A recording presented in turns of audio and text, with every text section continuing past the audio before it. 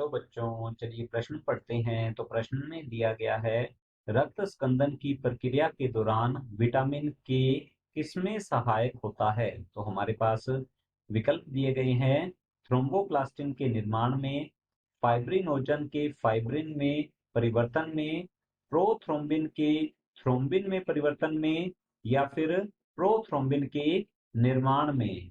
तो जान लेते हैं इस प्रश्न की मुख्य अवधारणा के बारे में। तो यहाँ हम लिखते हैं मुख्य अवधारणा।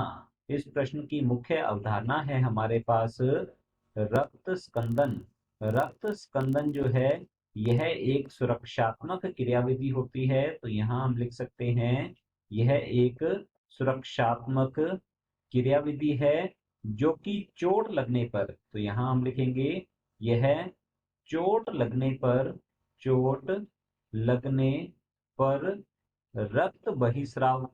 रक्त अधिक रक्त बहिस्राव को रोकती है। रक्त बहिस्राव को रोकती रोकती है। इसे कहा जाता है रक्त स्कंदन, या फिर इसे रक्त का थक्का निर्माण रक्त का थक्का निर्माण के नाम से भी जाना जाता है। और रक्त के थक्के के निर्माण में कुल 13 रक्त स्कंदन कारक जो होते हैं ये सहयोगी होते हैं।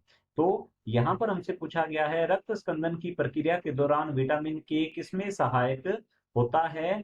यदि हम बात करें विटामिन के की, तो विटामिन के जो है यह हम कह सकते हैं एक विशेष प्रोटीन जो कि होती है प्रोथ्रोम्बिन। तो यहाँ हम लिखेंगे प्रोथ्रोम्बिन के निर्माण में के निर्माण में सहायक होता है के निर्माण में सहायक होता है।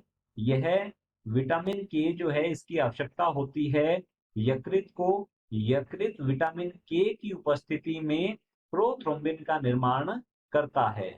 प्रोथ्रोम्बिन जो है यह 13 रक्त स्कंदन कारकों में दूसरा रक्त स्कंदन कारक होता है, और यह इसकी निष्क्रिय अवस्था होती है। यह है इसकी निष्क्रिय अवस्था।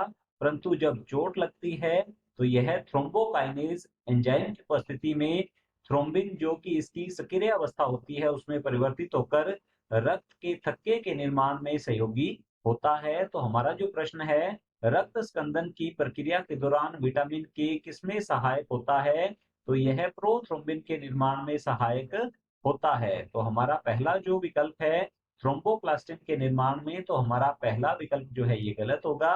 बी विकल्प दिया गया है फाइब्रिनोजन के फाइब्रिन में परिवर्तन में। तो फाइब्रिनोजन जो है इसका फाइब्रिन में परिवर्तन जो है यह थ्रोम्बिन की उपस्थिति में होता है। तो हमारा बी विकल्प भी गलत है। सी दिया गया है प्रोथ्रोम्बिन के थ्रोम्बिन में परिवर्तन में।